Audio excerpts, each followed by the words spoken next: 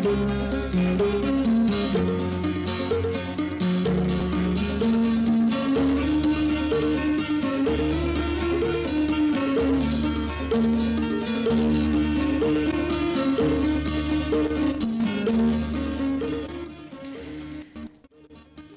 Assalamualaikum warahmatullahi wabarakatuh. Selamat malam pendengar Bapak dan Ibu Tani dimanapun Anda berada.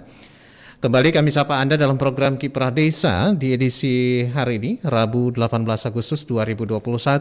Bersama saya Arfan Yusri, dan kita di kesempatan kali ini akan membahas terkait hutan kemasyarakatan atau HKM ya. Dan alhamdulillah saya sudah bersama narasumber kita di kesempatan kali ini, yaitu Bapak Nawir SPMM kembali. Beliau adalah penyuluh kehutanan Madya dari Dinas Kehutanan Provinsi Sulawesi Selatan malam hari ini. Saya menyapa beliau dulu nih. Assalamualaikum, selamat malam Pak Nawir. Ya, halo Pak Nawir. Waalaikumsalam warahmatullahi wabarakatuh, dan selamat malam Bung Arfan. Ya, apa kabar ini Pak Nawir? Ini kali kedua jumpa nih. Alhamdulillah, kabar baik dan tetap semangat. Tetap semangat. Pak Arfan. Baik. Kembali kita sapa pendengar-pendengar kita melalui FM, AM, dan juga melalui media sosial kita di Facebook, ya, Pro 1 RRI Makassar, dan juga di live streaming RRI Makassar malam hari ini ya. Kali ini kita akan membahas terkait hutan kemasyarakatan nih kepada para pendengar Pak Nawir. Nah, mungkin mengawali perjumpaan kita malam hari ini menyapa pendengar-pendengar warga tani dimanapun berada, kelompok tani dimanapun berada, atau yang saat ini lagi monitor kita ini, mungkin bisa menjelaskan dulu nih, HKM atau hutan kemasyarakatan itu apa sih sebenarnya Pak Nawir? Ya, terima kasih Pak Arfan, pendengar RRI Pro 1 Makassar yang kami hormati dan banggakan. Salam sehat semuanya. Kali ini saya akan membahas satu topik di bidang kehutanan, yaitu hutan kemasyarakatan yang biasa disingkat dengan HKM. HKM ini merupakan salah satu skema dari program perhutanan sosial yang minggu lalu di Kiprah Desa juga telah disampaikan oleh rekan kami. Dan 5 skema dari perhutanan sosial, salah satu diantaranya adalah hutan kemasyarakatan. Kenapa topik ini penting? Agar yang sudah memegang izin atau persetujuan, ataukah masyarakat tani kita yang akan mengusulkan, itu kita mendorong pengolahan HKM sesuai dengan aturan yang ada, baik yang akan dimohonkan maupun yang telah mendapatkan izin atau persetujuan. Kemudian yang kedua, menyampaikan kondisi bagaimana pengolahan HKM di Provinsi Sulawesi Selatan khususnya. Nah, apa yang dimaksud dengan hutan kemasyarakatan? Yaitu kawasan hutan yang pemanfaatan utamanya ditujukan untuk memberdayakan masyarakat sebagai satu bentuk akses legal yang diberikan oleh Menteri Lingkungan Hidup dan Kehutanan kepada masyarakat atau koperasi untuk memanfaatkan hutan pada kawasan hutan lindung dan hutan produksi.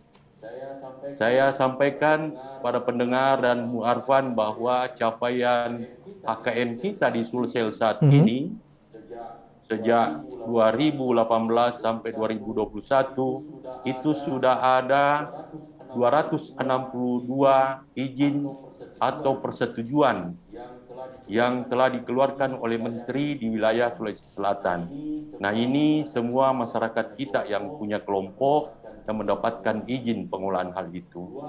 Luas HKM yang ada di Sulawesi Selatan saat ini 58.806,27 hektar, di mana masyarakat yang terlibat ada 19.413 kepala keluarga, Bung Arfan.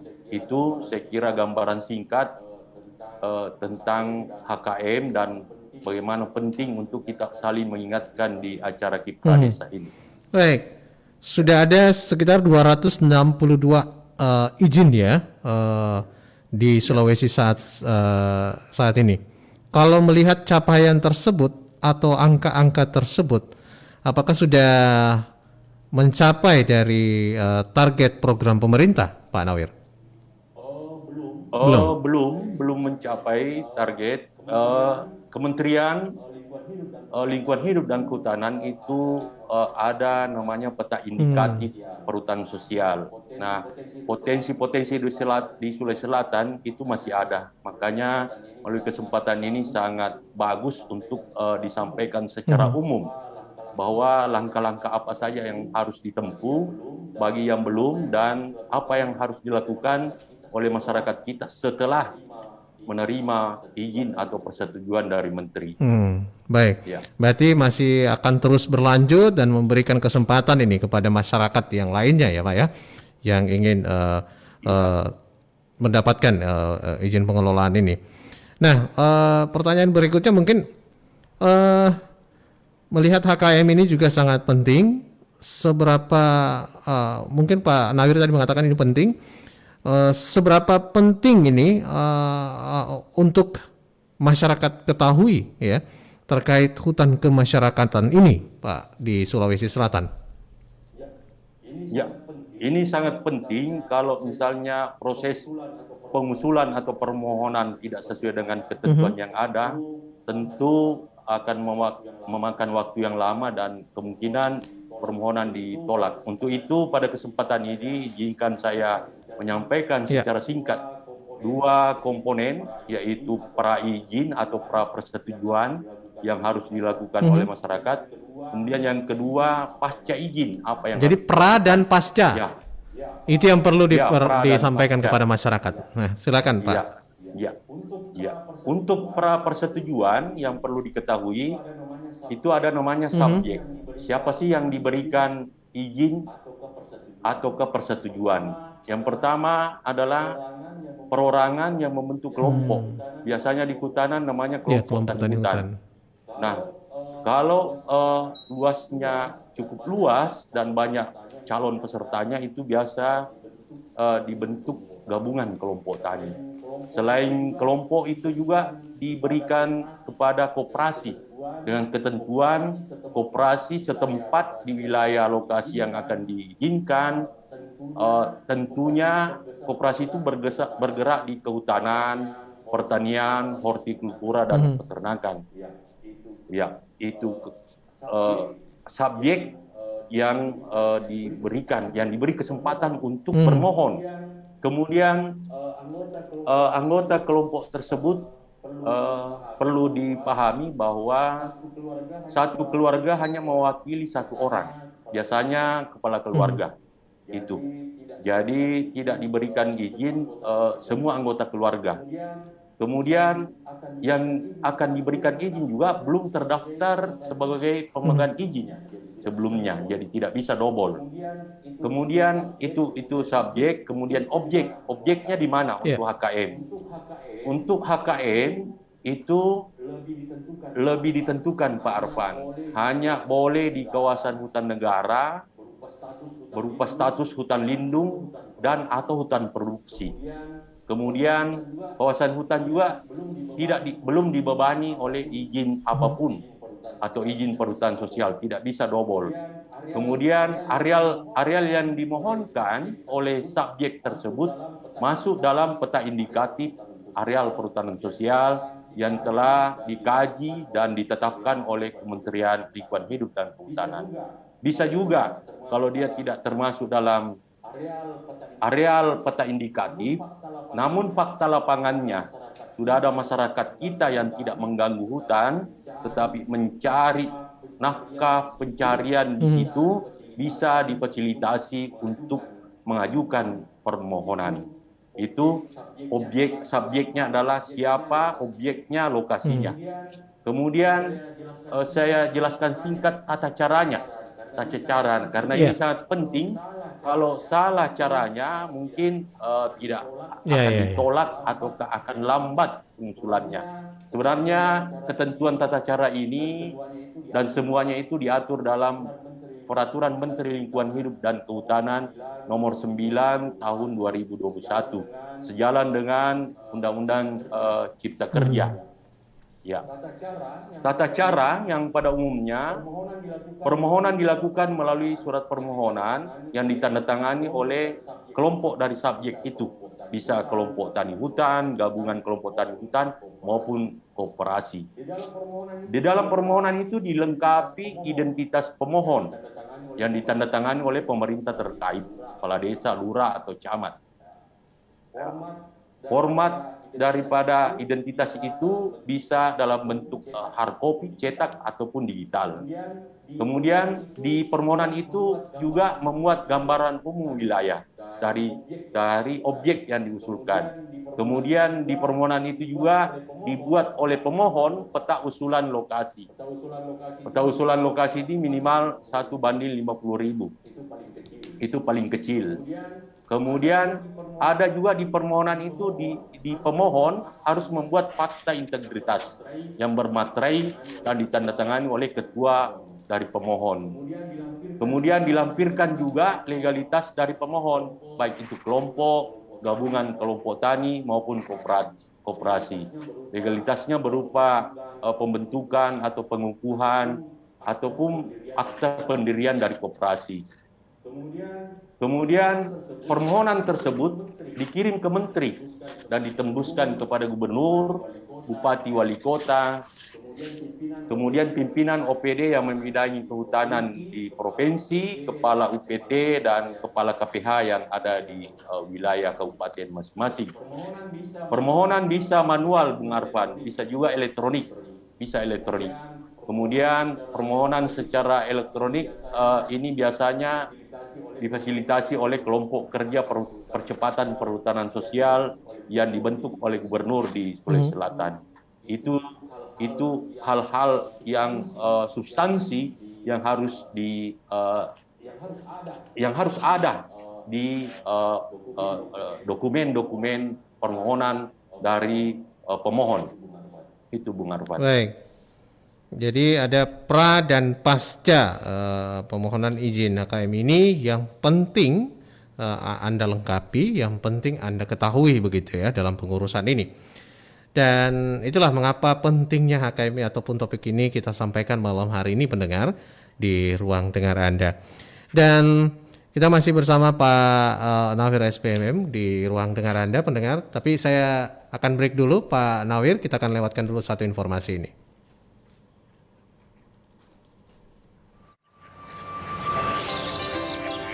Alam adalah kehidupan. Jangan biarkan alam dan lingkungan kita gersang, sehingga tak dapat memberi kehidupan.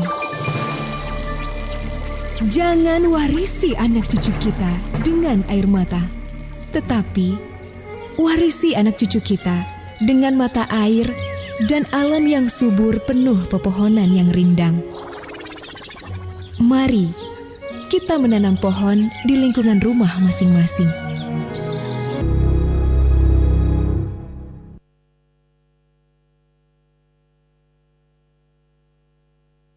Adik-adik, jaga jarak ya. Nomor 13. Normal ya? Sudah siap, Dek? Siap. Oke, sudah. Tunggu 30 menit ya, Dek. Saudara, vaksinasi pada anak usia 12 tahun hingga 17 Sudah makin tahun divaksin, mulai Nak. dilakukan di Kota Gimana, Makassar, Mi? Sulawesi Ndak Selatan. sakit, Ci? Ribuan anak dan Ndak mual ji kita rasa. Baik-baik, Ji, Nak. Ndak demam, Ci. Ibu sudah bilang tuh jangan Mi dulu vaksin. Biar Mi temanmu yang lain dulu yang divaksin. Nanti kenapa-kenapa, Nak. Tidak, Ji, Bu. Nggak apa-apa, Ji. Cuman sedetik, Ji juga. Nggak sakit sama sekali. Alhamdulillah, syukur Mi itu, Nak. Sedetik untuk generasi sehat.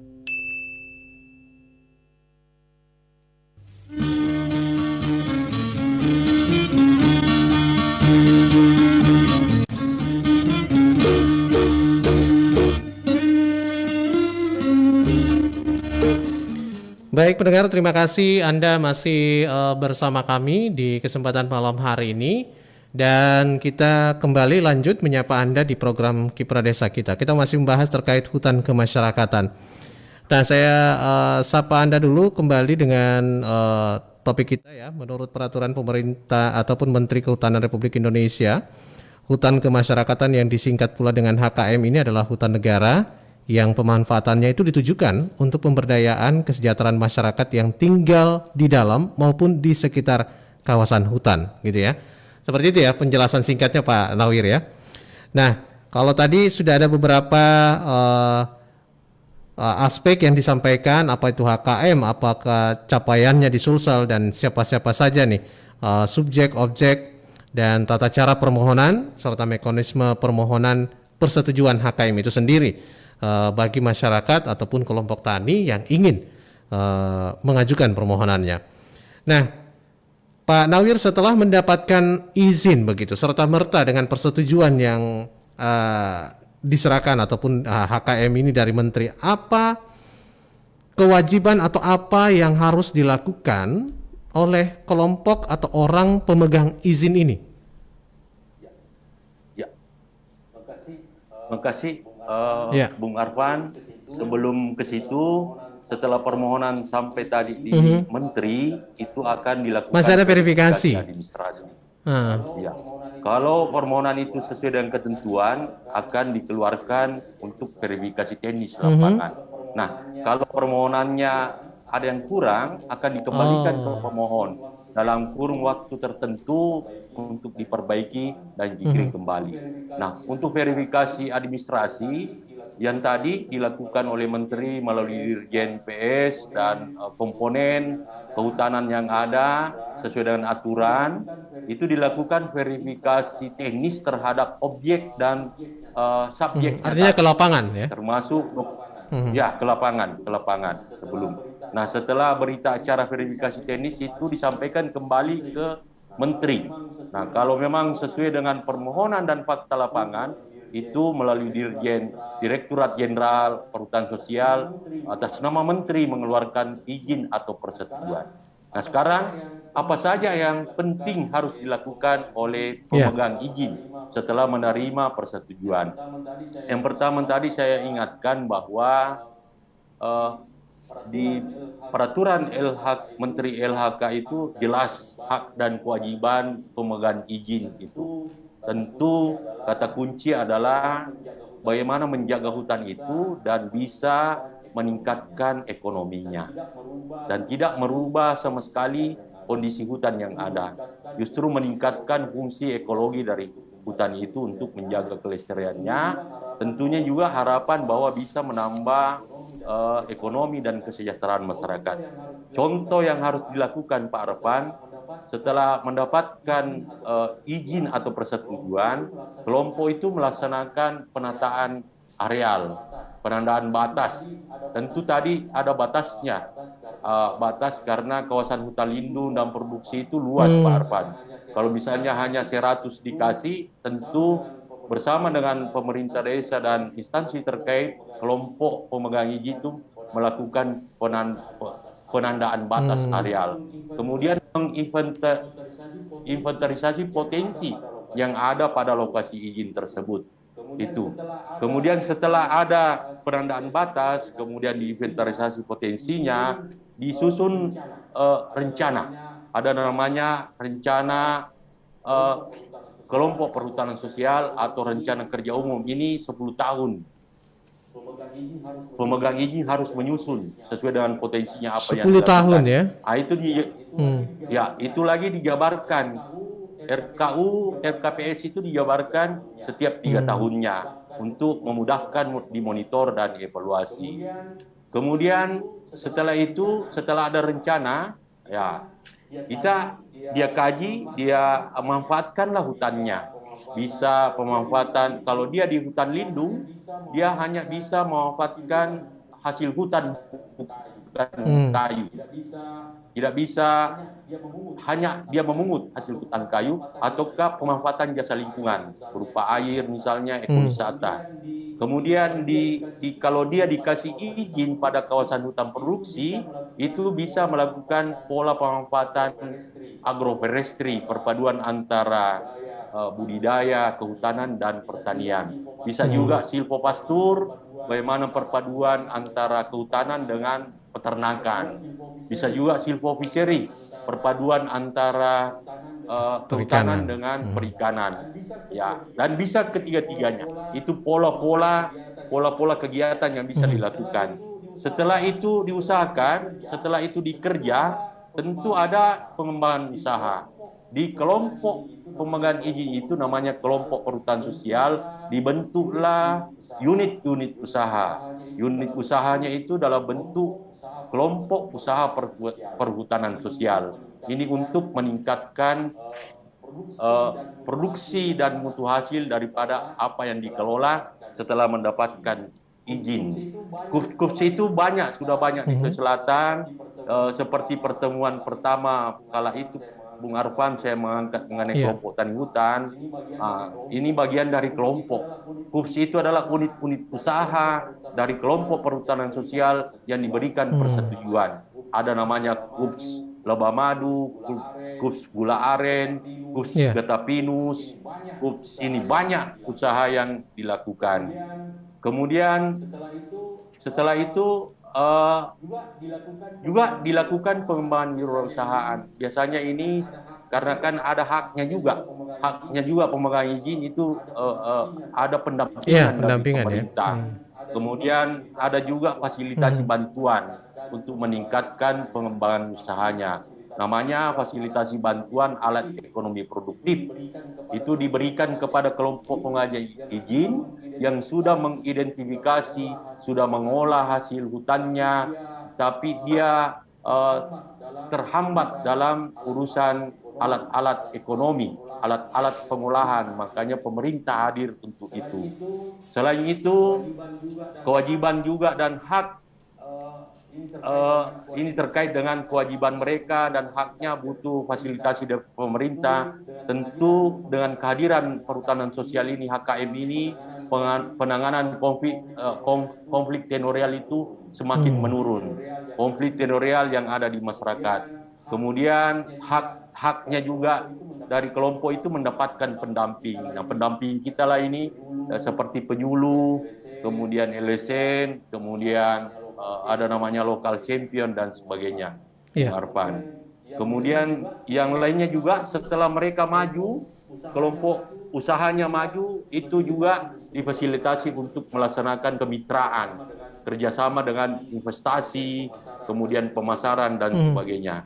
Itu dan cukup, saya kira di Sulsel cukup banyak yang kita bisa bercerita. Nanti di kesempatan lain juga supaya lebih kami hadirkan kelompok yang dimaksud pelaku utama atau yang telah memegang izin atau persetujuan bisa bercerita pengalaman atau sharing atau sukses story setelah menerima persetujuan. Demikian Pak Arfan. Ya, karena waktu juga ini kembali menyapa kita dengan singkat Pak Nawir. Banyak hal yang pengen disampaikan lagi. Tapi mungkin di lain kesempatan kita lanjut lagi. Dan sebagai penutup mungkin closing statement dari Pak Nawir akan pesan dari topik kita malam hari ini kepada seluruh pendengar atau warga tani ataupun masyarakat yang mungkin baru bergabung bersama kita, baru tahu nih terkait hutan kemasyarakatan ini. Silakan Pak Nawir. Ya. Terima kasih Bung Arfan. Hutan adalah anugerah dari Tuhan Yang Maha Kuasa.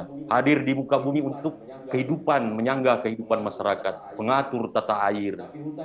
Tapi hutan juga dipikirkan untuk dimanfaatkan untuk kesejahteraan masyarakat. Maka hadirlah program perhutanan sosial di mana memberikan akses legal kepada masyarakat kita sesuai dengan aturan yang ada dalam rangka meningkatkan kemandiriannya untuk tetap menjaga kelestarian hutan dan juga dalam rangka meningkatkan pendapatan dan kesejahteraan daripada masyarakat kita sendiri. Mari kita jaga hutan untuk kita semua. Baik, terima kasih juga Pak Nawir kesempatannya. Insya Allah kita akan bertemu lagi di topik yang melanjutkan pembahasan kali ini di pendengar di acara Kiprah Desa yang akan hadir setiap harinya di ruang dengar Anda dari pukul 19.30 waktu Indonesia bagian tengah di Pro 1 RRI Makassar hingga jelang pukul 20. Akhirnya saya akhiri dulu ke perjumpaan kita Pak Nawir. Terima kasih untuk waktunya. Mudah-mudahan sehat selalu. Kita bertemu di perjumpaan lain hari ya. Dan pendengar untuk Anda demikian persembahan Kiprah Desa kita dengan topik hutan kemasyarakatan bersama Bapak Nawir SPMM di kesempatan malam hari ini. Mudah-mudahan bermanfaat adanya dan nantikan terus Kiprah Desa hanya di Pro 1 RRI Makassar.